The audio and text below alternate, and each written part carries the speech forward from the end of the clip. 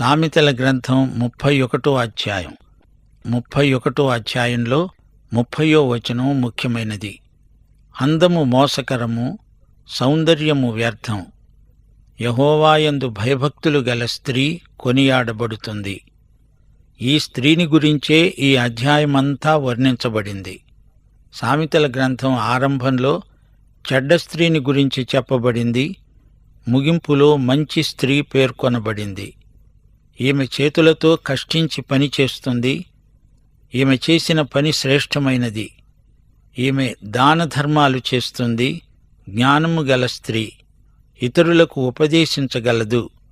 ఆమె డబ్బును పొదుపుగా వాడుతుంది. ఆమె ఒక ఆదర్శప్రాయురాలైన గృహిణి. ఇంటిని క్రమంలో ఉంచుతుంది. భర్తకు విశ్వసనీయురాలై ప్రవర్తిస్తుంది. సంతానాన్ని దేవుని మార్గంలో పెంచుతుంది.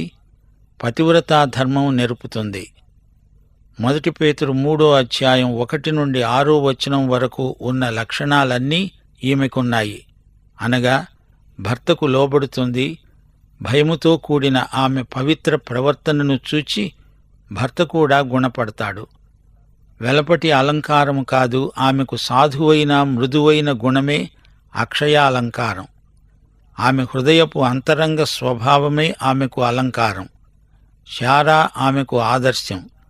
యోగ్యముగా నడుచుకుంటూ ఏ భయానికి బెదరక భర్తను యజమానునిగా గుర్తించి అతనికి లోబడి ఉంటుంది. ఇప్పుడు వివరాలు వినండి.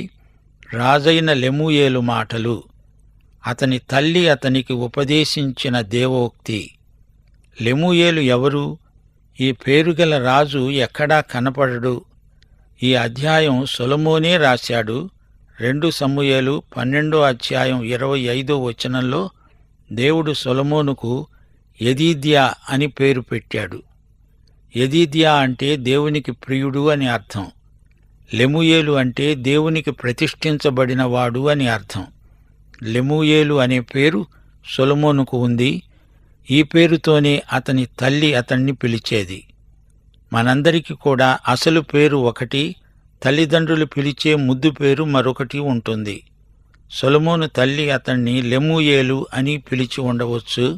సొలొమోను తల్లి లెమూయేలు అని పిలిస్తే అమ్మా అని పలికేవాడు. ఈ అధ్యాయమంతా సొలొమోను తల్లి యొక్క ఉపదేశమే. 2వ వచనం, నా కుమారుడా, నేనేమనేది? ఏమి చెప్పను? నేను కన్న కుమారుడా, నేనేమి చెప్పాలి? నా మ్రొక్కులు మ్రొక్కి కన్న కుమారుడా, నేనేమనేది? సొలొమోను తాను కన్న కుమారుడు. సొలొమోనులో తండ్రి పోలికలు కొన్ని ఉన్నాయి. అతని తండ్రి అయిన దావీదు ఏమి చేశాడు? మత్తయి సువార్త 1 అధ్యాయం 6 వచనంలో ఊరియా భార్యగా ఉండిన ఆమె యందు దావీదు సొలొమోనును కన్నాడు అని ఉంది. ఈ వంశావళిలో బత్షెబ పేరు కూడా చెప్పబడలేదు. అందువలన అది కేవలం దావీదు పాపమే. సొలొమోను కూడా తన తండ్రిలాగే శోధనలో పడకూడదనే తల్లి ఉపదేశం. నాయనా లెమూయేలు, నీవు దేవునికి ప్రతిష్ఠించబడిన వాడవు. నీ గురించి దేవునికి మొక్కుకున్నాను. నీ బలమును స్త్రీలకు ఇయ్యవద్దు. రాజులను నశింపచేసే స్త్రీలతో సహవాసం చేయవద్దు. మీ నాన్న చేసిన పని జ్ఞాపకముంచుకో. అలాంటి పని నీవు చెయ్యకు. ద్రాక్షరసం తాగటం రాజులకు తగదు. లెమూయేలు, అది రాజులకు తగదు. మద్యపానాసక్తి అధికారులకు తగదు. తాగిన ఎడల వారు కట్టడలను మరచిపోతారు. దీనులకందరికీ అన్యాయం చేస్తారు. రాజులు దుర్వ్యసనాలకు బానిసలు. ప్రాణం పోతున్న వారికి మద్యం ఇవ్వండి. మనోవ్యాకులము గలవారికి ద్రాక్షరసం ఇవ్వండి. వారు త్రాగి తమ పేదరికాన్ని మరుస్తారు. తమ శ్రమను ఇక తలంచరు. మద్యాన్ని ఔషధంలాగా వాడవచ్చు కాని తాగుబోతూ కావద్దు. మూగివారికి దిక్కులేని వారందరికీ న్యాయం జరుగునట్లు నీ నోరు తెరువు. నీ నోరు తెరచి న్యాయంగా తీర్పు తీర్చు. దీనులకు, శ్రమపడేవారికి, దరిద్రులకు న్యాయం జరిగించు. ఎవరికీ అన్యాయం చేయవద్దు. నీ తీర్పు న్యాయసమ్మతమైనదై ఉండాలి. 10వ వచనం నుండి చాలా ప్రాముఖ్యమైన సందేశమున్నది. యువకుడు ఎలాంటి స్త్రీని పెళ్లాడాలి? భార్య ఎలా ఉండాలి, ఆదర్శ గృహిణి లక్షణాలు ఎలాంటివి, ఈ సంగతులన్నీ తల్లి కుమారునికి బోధిస్తున్నది. గుణవతి అయిన భార్య దొరకటం అరుదు, అట్టిది ముత్యము కంటే అమూల్యమైనది. గుణవతి అంటే సౌశీల్యవతి, సామర్థ్యము గల స్త్రీ. ఊరికే పెత్తనం చేయడం కాదు, పనిచేసే స్త్రీ. ఒక గృహిణిగా, తల్లిగా, భార్యగా ఎంతో కష్టించి పనిచేస్తుంది. ఆమె పెనిమిటి ఆమె యందు నమ్మకముంచుతాడు. అతని లాభప్రాప్తికి వెలితి కలగదు. ఆమె అతనికి సాటి అయిన సహాయం, లాభసాటి సహాయం కూడా. హవ్వ అతని ప్రక్కన చేరే వరకు ఆదాము సగం మనిషి, హవ్వతో కలిసినప్పుడు అతడు పూర్తి మనిషి. ఆమె తాను బ్రతికే దినములన్నీ అతనికి మేలే చేస్తుంది గాని కీడేమీ చెయ్యదు. ఆమె గొర్రెబొచ్చును అవిసెనారను వెదుకుతుంది, తన చేతులార వాటితో పనిచేస్తుంది, ఎంత పనైనా చేస్తుంది. ఆమె పని దొంగ కాదు, ఒళ్ళు దాచుకోదు. వర్తకపు ఓడలు దూరము నుండి ఆహారము తెచ్చునట్లు ఆమె దూరము నుండి ఆహారం తెచ్చుకుంటుంది. సంతకు వెళుతుంది, ఆహార పదార్థాలు కొంటుంది, డబ్బు దుబారా చెయ్యదు, భర్తకు కష్టం కలిగించదు, నష్టం కలిగించదు. ఆమె చీకటితోనే లేచి తన ఇంటివారికి భోజనం సిద్ధం చేస్తుంది, తన పనికత్తెలకు బత్తెము ఏర్పరుస్తుంది, ఇంటిని చక్కదిద్దుకుంటుంది. ఆమె పొలమును చూచి దాన్ని తీసుకుంటుంది, తాము కూడబెట్టిన ద్రవ్యం పెట్టి ద్రాక్షతోట ఒకటి నాటిస్తుంది. ఆమె నడికట్టు చేత నడుము బలపరుచుకొని చేతులతో బలంగా పనిచేస్తుంది. ఆమె సామర్థ్యము గల స్త్రీ. ఇంటికి సంబంధించినంతవరకు అన్ని పనులు, వ్యవహారాలు తనే చూసుకుంటుంది. 18వ వచనం, తన వ్యాపార లాభం అనుభవం చేత తెలుసుకుంటుంది. రాత్రివేళ ఆమె దీపము ఆరిపోదు, రాత్రింబవళ్ళు పనిచేస్తుంది. ఆమె పంటెను చేతపట్టుకుంటుంది, తన వేళ్లతో కదురు పట్టుకొని ఒడుకుతుంది. దీనులకు తన చెయ్యి చాపుతుంది, దరిద్రులకు తన చేతులు చాపుతుంది. దానధర్మాలు చేస్తుంది. ఆమె ఇంటివారందరూ రక్తవర్ణపు వస్త్రములు ధరించిన వారు. ఆమె పరుపులను సిద్ధపరుచుకుంటుంది. ఆమె బట్టలు సన్నని నార బట్టలు, రక్తవర్ణపు వస్త్రములు. ఆమె పెనిమిటి దేశము పెద్దలతో కూడా కూర్చుంటాడు, గవిని వద్ద పేరుగన్నవాడై ఉంటాడు. ఆమె తెలివైనది, దయగలది, మంచి సలహాలిస్తుంది. ఆమె నారబట్టలు నేయించి అమ్ముతుంది, నడికట్లను వర్తకులకు అమ్ముతుంది. బలము, ఘనత ఆమెకు వస్త్రములు. ఆమె రాబోయే కాలము విషయమై నిర్భయంగా ఉంటుంది. జ్ఞానము కలిగి తన నోరు తెరుస్తుంది. కృపగల ఉపదేశము ఆమె బోధిస్తుంది. ఆమె తన ఇంటివారి నడతలను బాగా కనిపెడుతుంది. పనిచేయకుండా ఆమె భోజనం చెయ్యదు.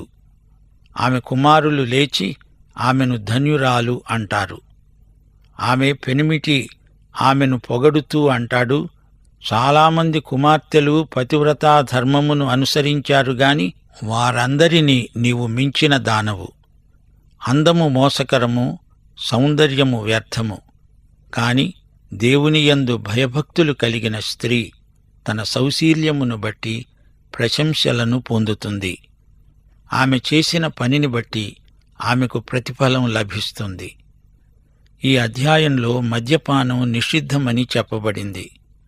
అదొక దుర్వ్యసనం, మనుష్యులకు ఎంతో కీడు చేస్తుంది. అలాగే స్త్రీ వ్యామోహం కూడా చెడ్డదే. అయితే సౌశీల్యము గల స్త్రీ అందరిలో మర్యాద, మన్నన పొందుతుంది. స్త్రీ అనగా ఇంట్లోనే ఉంటుందని, వంటగదిలో మాత్రమే ఆమె పనిచేస్తుందని, బయటికి వెళ్లదని కొందరనుకుంటారు. గాని సామెతల గ్రంథంలోని ఈ స్త్రీ అన్ని పనులు చేసుకోగలదు. ఈమె అన్ని వ్యవహారాలు చక్కబెట్టుకోగలదు. ఒక గృహిణిగా ఇంటిలో ఎట్టి కొరత లేకుండా చూచుకోగలదు. కాలాన్ని వృధా చేయకుండా కుటుంబానికి అవసరమైన పనులు చేస్తూ ఉంటుంది. చేతి పనులు నేర్చిన స్త్రీ కొనటం, అమ్మటం, ఇంటికి కావలసిన వస్తువులు అమర్చుకోవడం, ఇంటిని చక్కగా తీర్చిదిద్దడం ఆమెకు బాగా తెలుసు. ఈ గుణగణములన్నీ ఆమెకు ఎలా ప్రాప్తించాయి? ఆమె దేవుని యందు భయభక్తులు గల స్త్రీ. ఆమెలోని ప్రత్యేక ఆకర్షణ ఆమె సౌశీల్యమే. ఆమె ఉత్తమ ఇల్లాలు. ఆమె సౌశీల్యాన్ని భర్త ఎంతో ప్రశంసిస్తున్నాడు. సమాజంలో ఈమె ఎంతో ఉన్నతమైన గౌరవనీయమైన పదవిని అలంకరించింది. ఈ అధ్యాయంలోని స్త్రీ అలాంటి అనేక మంది స్త్రీలకు ప్రతినిధి. ఉత్తమమైన స్త్రీత్వానికి ఆమె ప్రతీక. ఆమె చేసిన పనులు ఎన్నెన్నో ఉన్నాయి. అవన్నీ ఇప్పుడు మనము చేయాలని కాదు గాని ఆమె పనితీరును చూడండి. ఆమె సాహసాన్ని గమనించండి. కుటుంబ సంక్షేమం కోసం ఆమె చేస్తున్న త్యాగాన్ని గుర్తించండి. నేటి క్రైస్తవ మహిళ ఎలా ఉండాలో ఈమె చేసి చూపుతున్నది. ఈమె మహిళలందరికీ మంచి మాదిరి. పరిశ్రమ, యథార్థత, క్రమబద్ధమైన జీవిత విధానం ఇవన్నీ ఆమెకున్న విశేష అర్హతలు. సామెతల గ్రంథం 1వ అధ్యాయం 7వ వచనం, యెహోవాయందు భయభక్తులు కలిగి ఉండడము తెలివికి మూలం. 31వ అధ్యాయంలో అలాంటి తెలివిగల మహిళ మనకు కనిపిస్తున్నది. ఈ గ్రంథమంతటా ఉపదేశించబడిన భక్తి లక్షణాలు ఈమెలో కనపడుతున్నాయి. కష్టించి పనిచేయడం, దేవుని పట్ల భయభక్తులు, తన భర్త పట్ల గౌరవం, వినయ విధేయతలు ఎంతో చెప్పుకోదగ్గవి. అందుకే ఆమె కుటుంబంలో ఆనందం, అభివృద్ధి, దైవభక్తి, పరోపకార బుద్ధి, పనిలో నాణ్యత కనిపిస్తాయి. సామెతల గ్రంథం మనకెంతో ఉపయోగకరమైన నీతి గ్రంథం. మనము జ్ఞానులము అవ్వాలంటే, సరైన తీర్మానాలు చేసుకోవాలంటే, దేవుని చిత్తప్రకారం ఆదర్శంగా జీవించాలంటే సామెతల గ్రంథం మనందరికీ అవశ్య పఠనీయం. ముగింపులో మరో మాట, క్రైస్తవ నాయకత్వానికి ఈ గ్రంథం పాఠ్య పుస్తకమని చెప్పవచ్చు. క్రైస్తవ నాయకుడు ఎలాంటివాడు? శ్రద్ధగా పనిచేస్తాడు, వ్యవహార దక్షత గలవాడు, నమ్మకమైన రాయబారి, యథార్థపరుడు, సంగతి వినిగాని తీర్పు చెప్పడు, వివేకము గల మనస్సు ఇతనిలోని ప్రత్యేకత, నిష్పక్షపాత వైఖరి గలవాడు, నిర్మాణాత్మకమైన సృజనాత్మకమైన బుద్ధి కౌశలము గలవాడు, శ్రమల కోర్చి కార్యములు సాధించేవాడు, పొగడ్తలకు ఉబ్బి తబ్బిపు కాడు, మంచి నాయకుడు, ఆలోచనకర్త, యుక్తాయుక్త వివేచన గలవాడు, నీతిమంతుడై ప్రజలకు సంతోషం కలిగించేవాడు. అతడు మంచి నాయకుడు. లేకపోతే ప్రజలు ఎంతో బాధపడతారు. నాయకుడు బుద్ధిహీనుడైతే ప్రజలు మూకుమ్మడిగా నష్టపోతారు. నాయకుడు దుష్టుడైతే ప్రజలు దరిద్రులవుతారు. రాజు అబద్ధికుడైతే అతని క్రింద పనిచేసే ఉద్యోగస్తులు దుర్మార్గులవుతారు. నాయకుడు మూర్ఖుడైతే అతణ్ణి అనుసరించేవారు కూడా మూర్ఖులవుతారు. నాయకుడు సమయస్ఫూర్తి గలవాడు, సమయోచితంగా పనులు జరిగిస్తాడు. మంచి నాయకుణ్ణి ప్రోత్సహించే ప్రజలకు క్షేమము, భద్రత కలుగుతాయి. నాయకులు ఇతరులకు మంచి మాదిరి చూపాలి. పౌలు తిమోతికి ఉత్తరం రాస్తూ అన్నాడు, 1 తిమోతి 4వ అధ్యాయం 12వ వచనం, నీ యువతను బట్టి ఎవడునూ నిన్ను తృణీకరించనియవద్దు. మాటలో, ప్రవర్తనలో, ప్రేమలో, విశ్వాసములో, పవిత్రతలో విశ్వాసులకు మాదిరిగా ఉండు. కాపరులు, సంఘ పెద్దలు సంఘానికి మాదిరిగా ఉండాలి. 1 పేతురు 5వ అధ్యాయం 2 నుండి 4వ వచనం వరకు, బలిమిచేతగాక దేవుని చిత్త ప్రకారము ఇష్టపూర్వకముగాను దుర్లాభాపేక్షతోగాక సిద్ధమనస్సుతోనూ మీ మధ్య ఉన్న దేవుని మందను పై విచారణ చేస్తూ దానిని కాయండి. మీకు అప్పగింపబడిన వారిపైన ప్రభువులైనట్లుండక మందకు మాదిరులుగా ఉండండి. ప్రధాన కాపరి ప్రత్యక్షమైనప్పుడు మీరు వాడబారని మహిమ కిరీటం పొందుతారు. అపొస్తలుడైన పౌలు తెస్సలోనికలోని విశ్వాసులను ఉద్దేశించి మాట్లాడుతూ, నన్ను పోలి మీరు నడుచుకోండి, అలాగే మీ ప్రవర్తన కూడా ఇతరులకు మార్గదర్శకంగా ఉండాలి అన్నాడు. 1 తెస్సలోని పత్రిక 1వ అధ్యాయం 5 నుండి 7వ వచనం వరకు. మీ నిమిత్తము మేము మీ ఎడల ఎట్టివారమై ఉన్నామో మీరెరుగుదురు. పరిశుద్ధాత్మ వలన కలిగే ఆనందముతో గొప్ప ఉపద్రవమందు మీరు వాక్యమును అంగీకరించి మమ్ములను ప్రభువును పోలి నడుచుకున్నవారయ్యారు. కాబట్టి మాసిదోనియలోనూ అకయ్యలోనూ విశ్వాసులందరికీ మీరు మాదిరి అయ్యారు. క్రైస్తవ నాయకులకు సామెతల గ్రంథం ఇదే హెచ్చరిక చేస్తున్నది. మత్తయి సువార్త 5వ అధ్యాయం 19వ వచనం, ఈ ఆజ్ఞలలో మిగుల అల్పమైన ఒకదానినైనా మీరి మనుష్యులకు అలాగున చేయడానికి బోధించేవాడెవడో వాడు పరలోక రాజ్యములో మిక్కిలి అల్పుడు అనబడతాడు. అయితే వాటిని గైకొని బోధించేవాడెవడో వాడు పరలోక రాజ్యములో గొప్పవాడు అనబడతాడు. ఈ మాటలు యేసు ప్రభు స్వయంగా చెప్పాడు. మత్తయి సువార్త 18వ అధ్యాయం 6వ వచనం ప్రభు అన్నాడు, నాయందు విశ్వాసముంచే ఈ చిన్నవారిలో ఒకణ్ణి అభ్యంతరపరిచేవాడెవడో వాడు మెడకు పెద్ద తిరగటి రాయి కట్టబడినవాడై మిక్కిలి లోతైన సముద్రములో ముంచివేయబడడం వానికి మేలు. సోదరీ సోదరులారా, ప్రతిరోజు కనీసం ఒక అధ్యాయమైన సామెతల గ్రంథం చదవడం ఎంతో మంచిది. దేవుని వాక్యములో ఈ గ్రంథానికి ఎంతో ప్రముఖ స్థానమున్నది. క్రైస్తవ ప్రవర్తన అంతరంగ పరివర్తనకు ఫలితం. క్రీస్తునందలి విమోచన వాస్తవమైనది. యేసుక్రీస్తు మనలను సైతాను బంధకముల నుండి విడిపించాడు. మనము విమోచింపబడిన ప్రజలం.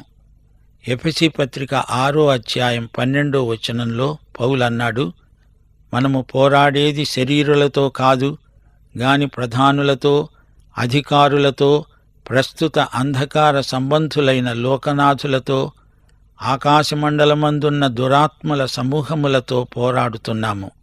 గనుక మన శత్రువులు శరీరులు కారు. ఏ మానవుడు మనకు శత్రువు కాడు. మన శత్రువు సైతాను. అతడు శారీరక శత్రువు కాడు, ఆధ్యాత్మిక శత్రువు. ఈ లోకం చీకటిలో ఉంది. దురాత్మలు మానవులను బంధకాలలో ఉంచుతున్నాయి. లోకంలో కొన్ని చోట్ల ఆకలి కడుపులు అల్లాడుతున్నాయి. కరువులు కాటకాలు చెలరేగుతున్నాయి.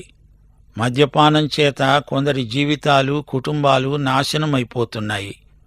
వ్యభిచారం వల్ల ఎన్నో కుటుంబాలు విచ్ఛిన్నమైపోతున్నాయి. ఇలాంటి పరిస్థితులకు సామెతల గ్రంథం గొప్ప జవాబు. క్రీస్తునందే మనకు విడుదల. ప్రకటన గ్రంథం 12వ అధ్యాయం 7 నుండి 11వ వచనం వరకు పరలోకమందు యుద్ధము జరిగింది. ఆ యుద్ధంలో సైతాను గెలువలేక పడద్రోయబడ్డాడు. అప్పుడు ఒక స్వరం పరలోకమందు వినబడింది, మన దేవుని ఎదుట మన సహోదరుల మీద నేరం మోపేవాడైన అపవాది పడద్రోయబడి ఉన్నాడు. గనుక ఇప్పుడు రక్షణ, శక్తి, రాజ్యము మన దేవునివి అయ్యాయి. ఇప్పుడు అధికారం ఆయన క్రీస్తుది అయింది. వారు గొర్రెపిల్ల రక్తమును బట్టి, తామిచ్చిన సాక్ష్యమును బట్టి వానిని జయించి ఉన్నారు గాని మరణము మట్టుకు తమ ప్రాణాలను ప్రేమించిన వారు కారు. శ్రోతలు చూచారా, మన సాక్ష్యానికి దేవుడు ఎంతో విలువనిచ్చాడు. ప్రాణం పెట్టైనా సరే మంచి సాక్ష్యాన్ని కాపాడుకోవాలి. సామెతల గ్రంథం 31వ అధ్యాయంలో మంచి స్త్రీ కనపడుతున్నది. ఈ గ్రంథ ఆరంభంలో ఒక చెడ్డ స్త్రీ కనపడుతున్నది. అలాగే ప్రకటన గ్రంథం 2వ అధ్యాయం 20వ వచనంలో తుయతైర సంఘానికి ఉత్తరం రాస్తూ ప్రభు అన్నాడు, మీ మీద తప్పు ఒకటి మోపవలసి ఉన్నది.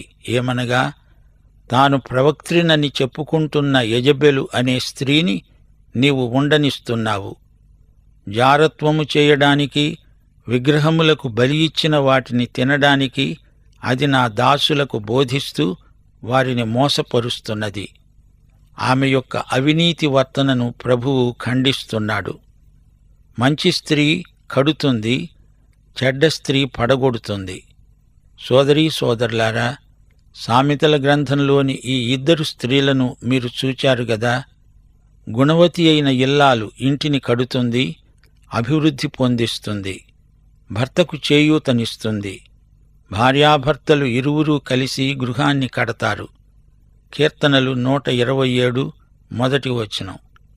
యెహోవా ఇల్లు కట్టించని ఎడల దానిని కట్టేవారి ప్రయాసము వ్యర్థమే.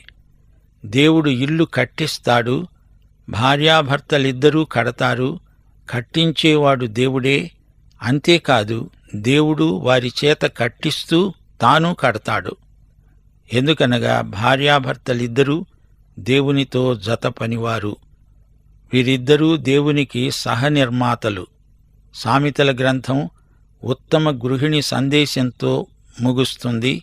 దైవాశీస్సులు. ఆమేన్.